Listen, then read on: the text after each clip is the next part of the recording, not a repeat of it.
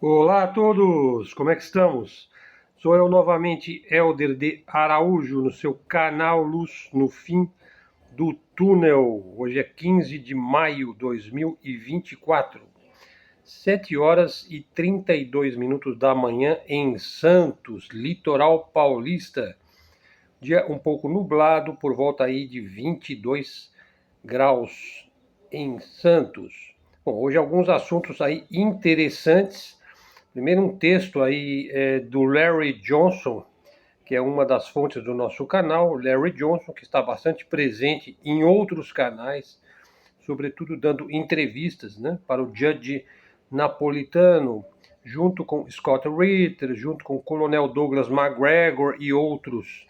O Larry Johnson é um consultor da CIA, simplesmente.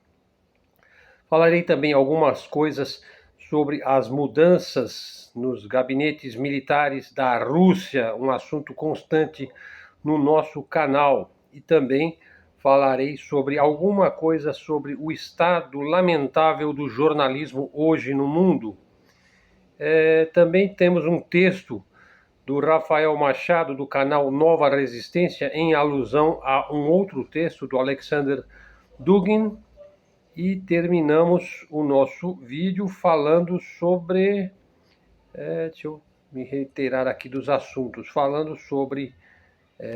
Já me lembrei. Sobre a visita de Xi Jinping, ou melhor, de Vladimir Putin à China. Então vamos começar com Larry Johnson. A Ucrânia entrará em colapso. Isso vai se tornando cada dia mais certo. E se não for assim, teremos uma grande surpresa. Né? Ou seja, finalmente o pessoal do Game Changer aí vai soltar fogos, né? O que eu duvido, né? O colapso chegará cedo ou tarde. Alguns dizem que já está colapsando, né? E a OTAN? Caixas de papel, minha gente, para limpar o choro. Haverá muito choro aí da parte da OTAN e dos adoradores dos chapéus de alumínio, sobretudo os brasileiros que são chapéus de alumínio e adoram a OTAN e o tio Sam, né? A OTAN não vai poder fazer nada, mas ela vai poder lançar manchetes na grande mídia. Ah, sim, vamos mobilizar as nossas tropas e enviar para a Ucrânia. Tá, e como é que você vai sustentar as suas tropas no campo? Consegue levar suas tropas até lá? Os russos já avisaram, né? Se você fizer isso, nós vamos transformá-los em fumaça. O fato é que me chamou a atenção agora há pouco no Twitter, eu continuo chamando de Twitter, né, o X, né? Eu vi lá um ataque da Ucrânia a uma base aérea da Rússia. Pessoal, se isso é real, se isso é verdade, se isso causou danos efetivos a uma base aérea da Rússia na Ucrânia, isso tem uma relação aí que se deve uma importância aí grande, porque toda a enorme vantagem da Rússia na Ucrânia se baseia em boa parte na sua supremacia aérea. Então, se foi uma ação bem sucedida da Ucrânia, podemos esperar aí uma continuação da guerra com toda certeza. As pessoas ainda não compreenderam também a enorme vantagem que a Rússia tem sobre o próprio Ocidente. Pessoal, atente para o vídeo do canal aí, que eu digo a Rússia pode vencer o Ocidente inteiro sozinha sem a ajuda da China. Esse vídeo já tem mais de 6 mil visualizações no canal e ele foi muito bem recebido pelos nossos seguidores. Dá uma olhada lá, pessoal. A Rússia, veja só, produz 3 vezes mais munições de artilharia e peças de artilharia do que o Ocidente inteiro. E ao contrário dos ucranianos, que dependem inteiramente da ajuda da OTAN, os russos não precisam da ajuda de ninguém. E eles podem destruir diariamente peças de artilharia do inventário ucraniano, né? Os russos produzem tantos tanques num só mês quanto os Estados Unidos e a Europa juntos produzem num ano. Então, por aí vocês veem, né? No entanto, a OTAN continua dizendo: ah, sim, cara, vamos dizer a esses russos o que fazer, que não vai acontecer e a Ucrânia vai vencer e não sei o quê. Bom, o uso continuado de munições ocidentais para atingir civis russos reforça ainda mais a determinação dos russos em dizer: muito bem, vamos pôr fim a isto, isso vai parar. E a única forma de impedir a Ucrânia de prosseguir no seu intento, e veja só, a Ucrânia já se tornou um Estado terrorista e nazista, né? E promovido por uma coalizão enorme de países ocidentais, liderados naturalmente pelo tio Sam, este rabino Yankee, que adora o faroeste, né?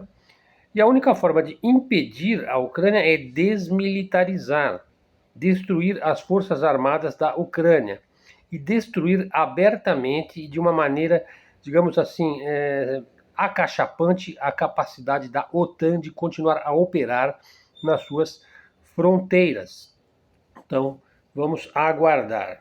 Vamos ver, agora vai ter esta mudança aí no gabinete militar do Vladimir Putin. Ele está fazendo lá uma espécie de um expurgo, uma espécie de uma mudança para ter 100% do poder que lhe foi dado por 90% da população russa nas últimas eleições. Ele está no seu 6º mandato e é o maior líder vivo, né? E um dos maiores líderes da história da Rússia. Veja só, então ele colocou lá o Patrushev.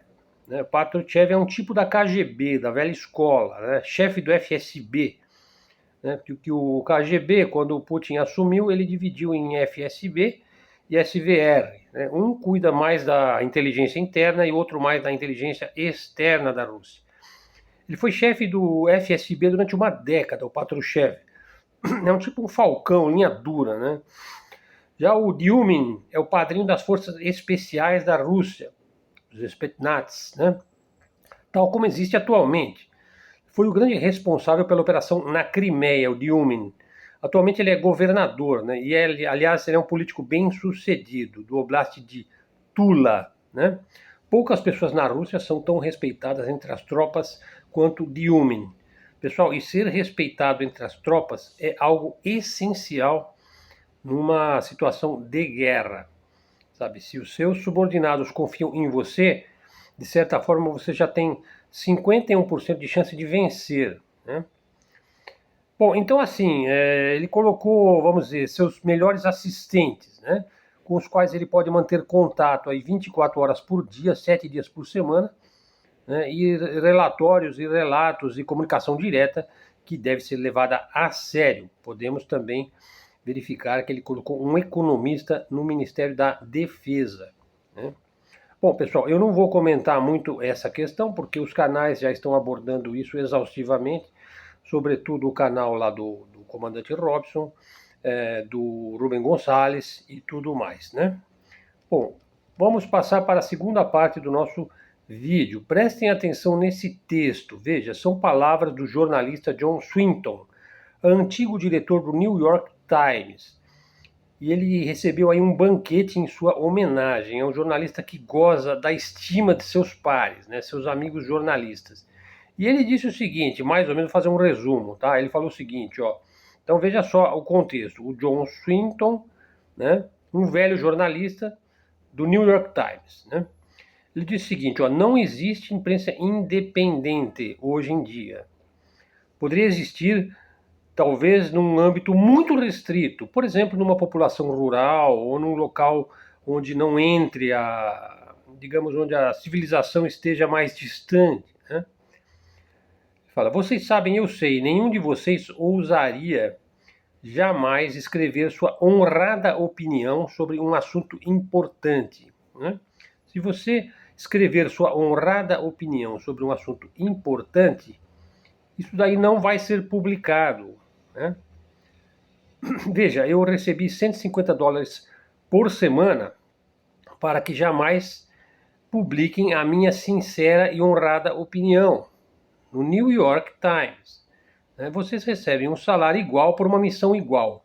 E se você for louco para querer publicar realmente a sua opinião, já sabe, você não vai publicar e você vai ser jogado na rua. A sua opinião, ele está dizendo aqui, se você falar a verdade, né?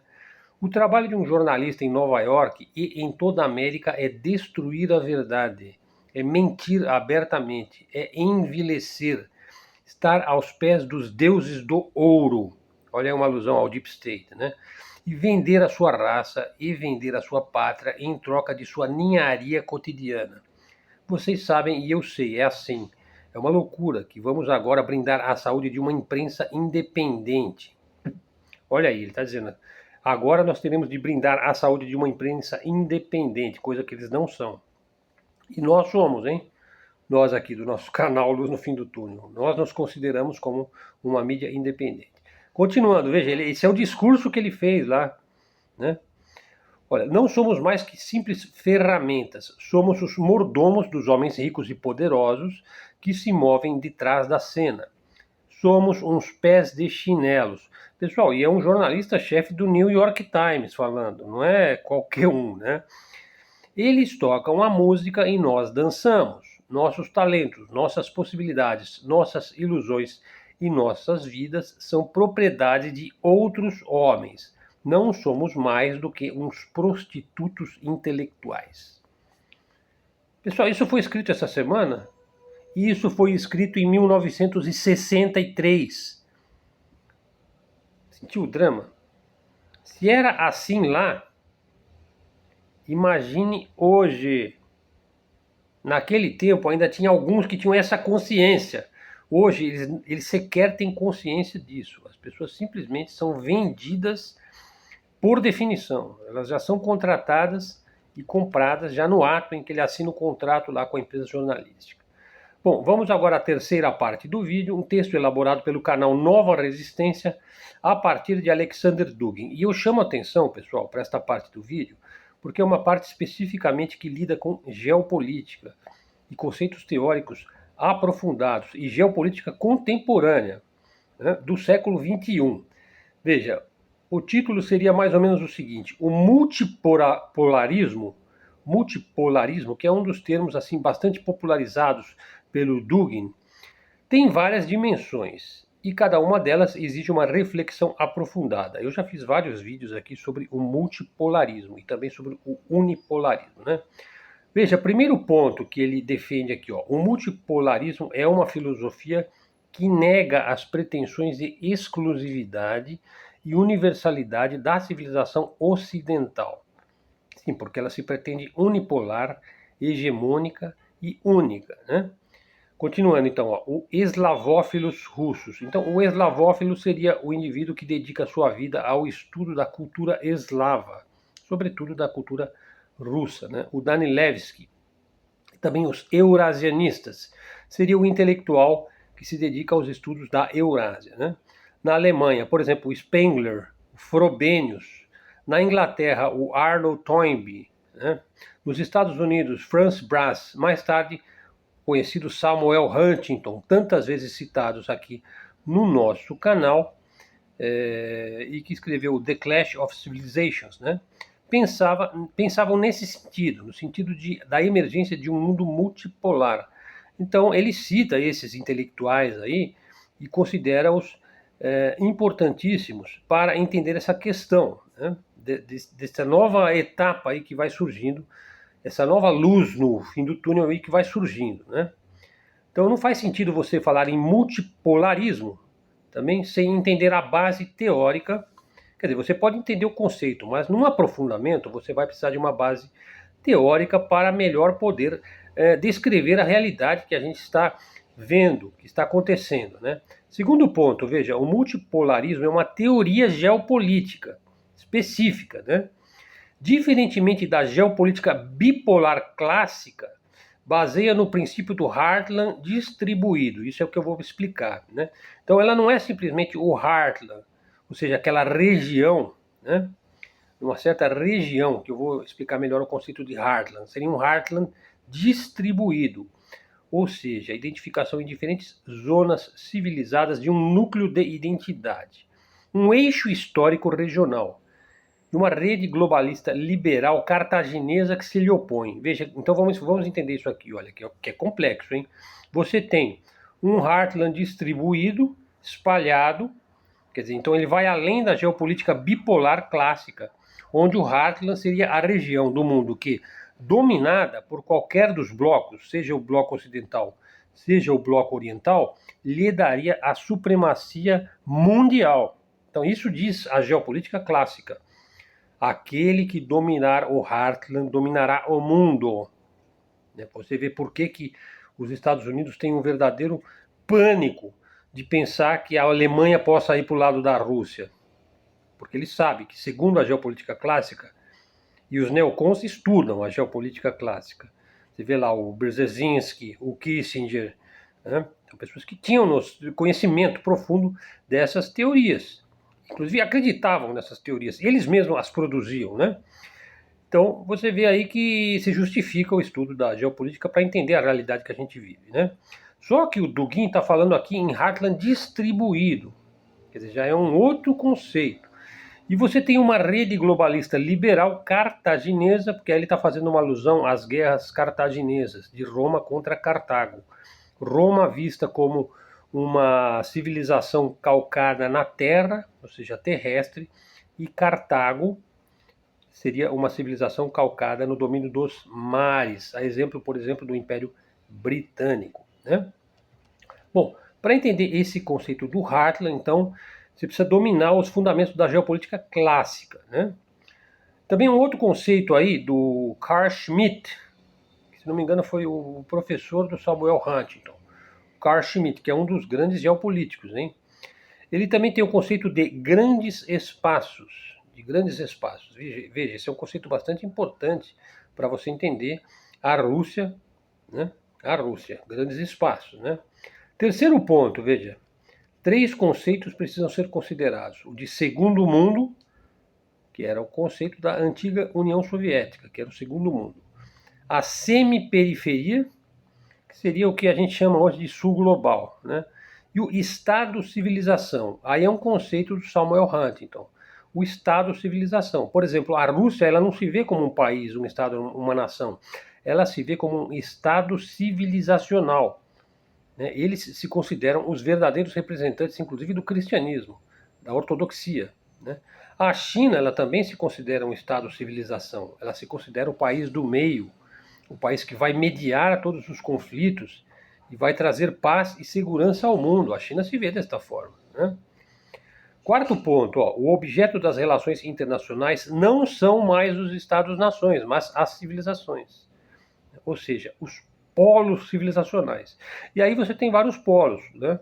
O polo civilizacional russo, que o pessoal às vezes chama de eurasiano, junto com a China, que é confucionista e capitalista e pratica o seu socialismo à moda chinesa. O polo muçulmano, que também é civilizacional, basta dizer que ele tem 1,5 bilhão de adeptos, né? E outros polos, né? Que o Samuel Huntington ele analisa aí 10 polos civilizacionais, né? O multipolarismo, quinto ponto, olha, implica uma abordagem completamente nova do elemento guerra e traz à tona a teoria das guerras civis, que ainda está em sua infância. Sim, porque se você vai ter blocos civilizacionais, as guerras não serão mais entre exércitos, entre países, as guerras serão entre blocos civilizacionais. Então esse é um ponto que a gente vai abordar futuramente. O multipolarismo, portanto, exige uma reestruturação de todo o nosso sistema de conhecimento humanístico, uma reciclagem do corpo diplomático, porque a diplomacia não se dará mais entre países, mas entre blocos civilizacionais. Um novo pensamento estratégico militar, sim, as guerras serão completamente diferentes, né? Um repensar da economia mundial, não é mais o que é interessante para o dólar ou para a indústria armamentista americana, né? Não vai mais ser isso daí. E a partir de macro-regiões ou polos economicamente soberanas. Bom, agora então vamos entender o Heartland distribuído, tá? Porque senão vocês vão ficar aí me cobrando essa questão, eu não quero. O canal também tem um cunho didático, de explicar as coisas, né? A teoria do Heartland distribuído é uma atualização da geopolítica clássica. Primeiro, a teoria do Heartland foi proposta pelo geógrafo britânico Halford Mackinder no início do século 20. E ela diz o seguinte, que o controle desta vasta região central da Eurásia, né, que é conhecida como Heartland, ou Terra do Coração, ou Coração da Terra, Heartland, né, garante o domínio do mundo. Essa região, por sua vez, ela é cercada por uma outra área marginal chamada Rhineland. Himmland. Esse Himmland, então, é uma parte do Heartland, né? É uma parte do Heartland, é uma subdivisão do Heartland. O Rimland ele seria composto por potências que estão na Europa Ocidental, incluindo, inclusive, potências da Ásia, como a China e o Japão. Então, o Rimland seria mais ou menos como uma faixa, assim, um recorte no mapa, né? Talvez eu use mapas num outro momento para vocês verificarem isso com mais profundidade. Segundo o Mackinder, quem controla o Heartland controla o Rimland. E quem controla o Rimland controla o mundo. No entanto, o mundo de hoje já é um pouco diferente do que era na época do Mackinder. O poder está se distribuindo, surgiram novas potências regionais e também, inclusive, fatores não geográficos. Por exemplo, a tecnologia, a economia, a cultura, né, se tornaram determinantes. Daí, então, surge essa teoria do Heartland distribuído, proposta por autores da geopolítica como Robert Kaplan e Zbigniew Brzezinski. Aliás, eu fiz um vídeo sobre o Brzezinski, né? Essa teoria do Heartland distribuído reconhece a importância do Heartland, mas diz que o poder hoje não está concentrado em uma única região. Ele está distribuído entre várias potências. Cada uma delas tem pontos fortes e pontos fracos. Então, principais pontos da teoria do Heartland distribuído. Veja só. A teoria do Heartland distribuído, então, diz o seguinte: nenhuma nação sozinha vai poder dominar o mundo.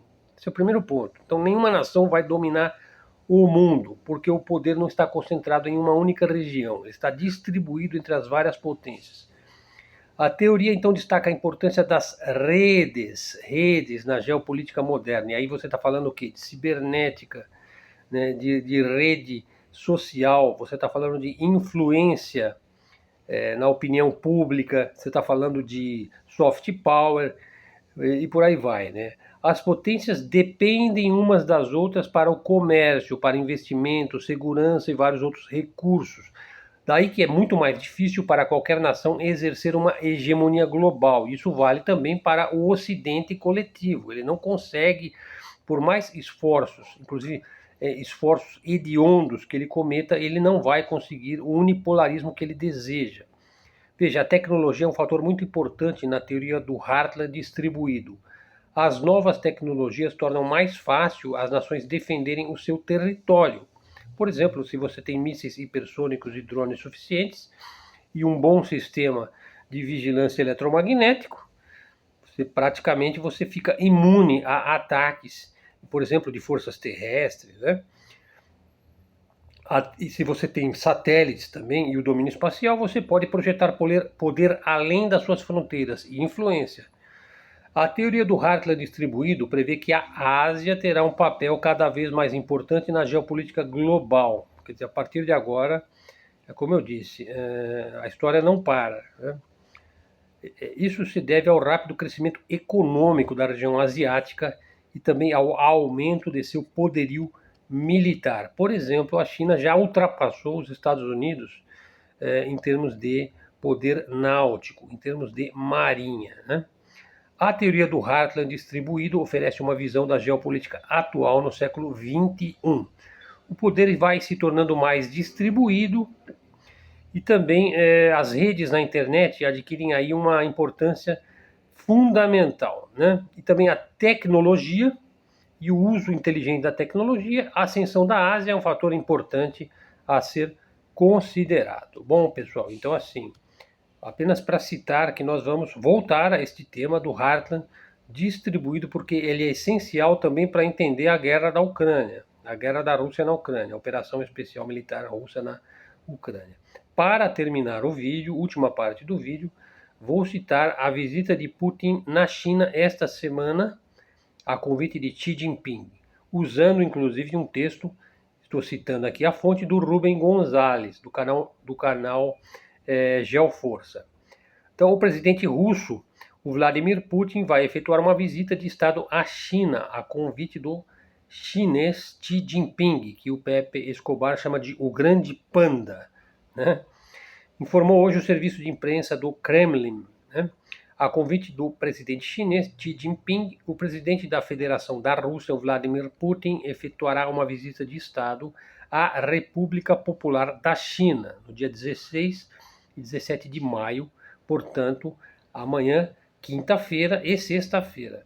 E vai ser a sua primeira visita ao estrangeiro após a tomada de posse.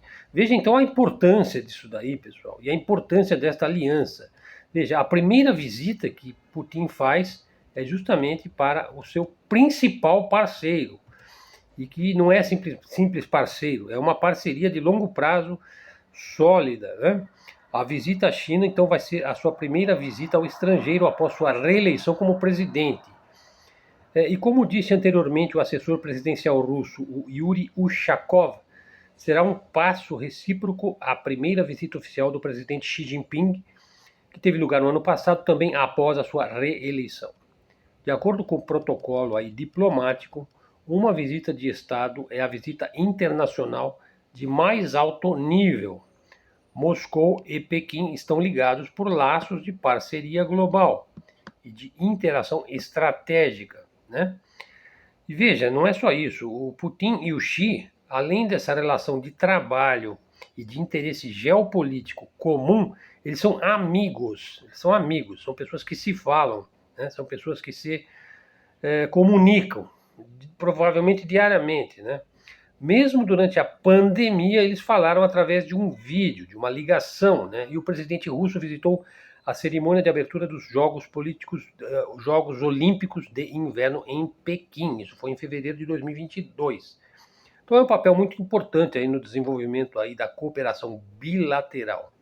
Não é por acaso aí que no ano passado, aí no dia 20 de março, 10 dias após ter sido reeleito para mais um mandato de 5 anos, nós vimos, inclusive, lá dentro, né, da eleição do Xi Jinping, né, o presidente chinês se deslocou à Rússia em visita oficial.